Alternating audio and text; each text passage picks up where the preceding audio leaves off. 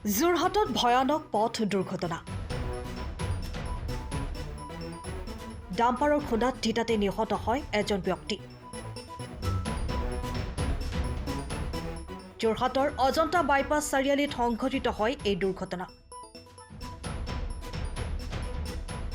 চাৰিলেনযুক্ত পথ নিৰ্মাণৰ বাবে যোৰহাট চহৰখনৰ বিভিন্ন অঞ্চলত সংঘটিত হৈ আহিছে ইটোৰ পিছত সিটো পথ দুৰ্ঘটনা। বিশেষকৈ পথবোৰ খান্দি দিয়াৰ ফলত তিনিআলি চাৰিআলিবোৰত সংঘটিত হৈ আহিছে দুৰ্ঘটনা। ইতিমধ্যে দুৰ্ঘটনাত বহুজনে প্ৰাণ হেৰুৱাইছে। আজিও যোৰহাটৰ অজন্তা বাইপাছত পুনৰ সংঘটিত হয় পথ দুৰ্ঘটনা। AS03CC 3805 নম্বৰৰ বালি ভৰ্তি ডাম্পাৰখনে মহতিয়াই নিয়ে AS03S 7549 নম্বৰৰ স্কুটি আৰোহীগৰাকী। থিতাতে নিহত হয় স্কুটি আৰোহীগৰাকী। নিহত ব্যক্তিগৰাকী যোৰহাট বালিগাঁৱৰ কুৰুকাতলিৰ লোহিত দত্ত বুলি জানিব পৰা গৈছে। ইতিমধ্যে আৰক্ষীয়ে ডাম্পাৰখন জব্দ কৰাৰ লগতে চালকক আটক কৰিছে।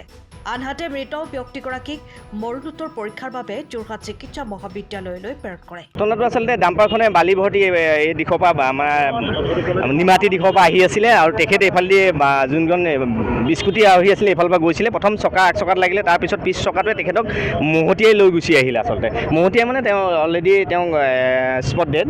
আৰু তেওঁ আচলতে আমি আপোনালোকৰ মাধ্যমৰ যোগে জনাব বিচাৰিছোঁ যে এই বস্তুটো আচলতে মৃত্যু এটা ফান হৈ আছে। মানুহৰ দিশ নাইকিয়া হৈছে। 5টামান ৰাস্তা, মানুহ ক'ত যাব কি কৰিব, আচলতে এই খুব দুখ লগা অৱস্থা এটা হয়। আমি ওচৰৰ যদি আমাৰ বিপদ হৈ যায়, মানে কোনফালে যাম কেনি যাম, সেইকাৰণে আমি প্ৰশাসনক অনুৰোধ জনাইছোঁ যে ইয়াত এটা ধুনীয়া দিশ বোলে এইফালে শিৱসাগৰ যাব, এইফালে ক'ত যাব, তেওঁ ধুনীয়াকৈ আৰু স্পীড ব্ৰেকাৰ ব্যৱস্থা কৰিব লাগে এডোখৰত। আমাৰ ওচৰৰ যিসকল মানুহ বা দয়াগাঁও মানুহ, শিৱসাগৰ মানুহ বা ওচৰৰ যিখিনি বাসিন্দা, তেওঁলোকক আচলতে সুৰক্ষিত কৰিব লাগে আমাৰ জিলা প্ৰশাসনে, যাতে স্পীড ব্ৰেকাৰ ব্যৱস্থা কৰিব লাগে আৰু ইয়াত অকণমান স্পীড ব্ৰেকাৰ অকণ বেছি ব্যৱস্থা কৰিব লাগে, যাতে চবেই শ্ল'কৈ যায় আৰু ৰাইজৰ আৰু জনসাধাৰণৰ প্ৰাণ বাচে। মানুহজন আচলতে লোহিত দত্ত বুলি, আমি তেখেতৰ স্কুটিৰ যোন ভাগি গৈছিলে ডিকিত পাইছিলোঁ এখন পাছবুকত লোহিত দত্ত আৰু কুৰুকাতলি বুলি গম পাইছোঁ। আচলতে ডাম্পাৰ আচলতে কিবা লিমিটেড এটা স্পীড কৰিব লাগে মানুহৰ সুৰক্ষিত কৰিবৰ কাৰণে। আৰু ইয়াত এইটো হৈছে তিনিআলি, 5টা 6টা ৰাস্তা আছে, কেনি কোন যায় তেওঁলোকে চব জেগাতে আচলতে ডাম্পাৰে যিটো দত্মক গতিত গাড়ী চলাব লৈছে, ৰাইজৰ পশুধনৰ পৰা একো নমনা হৈছে। মানে সেই কথাটো আচলতে প্ৰশাসনে নাকি লগাব লাগে। আৰু আজি এনেকুৱা এটা হৈছে, কাইলৈ যে নহ'ব কোনো মানে নাই। সেইকাৰণে আমি প্ৰতিটো কথাতে ডাম্পাৰক আচলতে নাকি লগোৱাটো আমি প্ৰয়োজন বোধ কৰা বুলি ভাবিছোঁ। প্ৰশাসনক আকৌ আপোনালোকৰ যোগেদি বিনম্ৰভাৱে অনুৰোধ জনাইছোঁ যাতে ডাম্পাৰসকলক নাকি লগোৱা ব্যৱস্থা কৰে।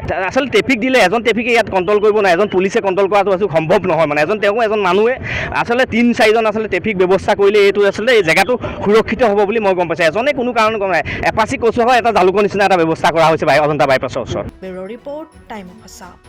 সময়ৰ খবৰ সময়ত পাবলৈ ফ'ল' কৰক টাইম অফ আছাম।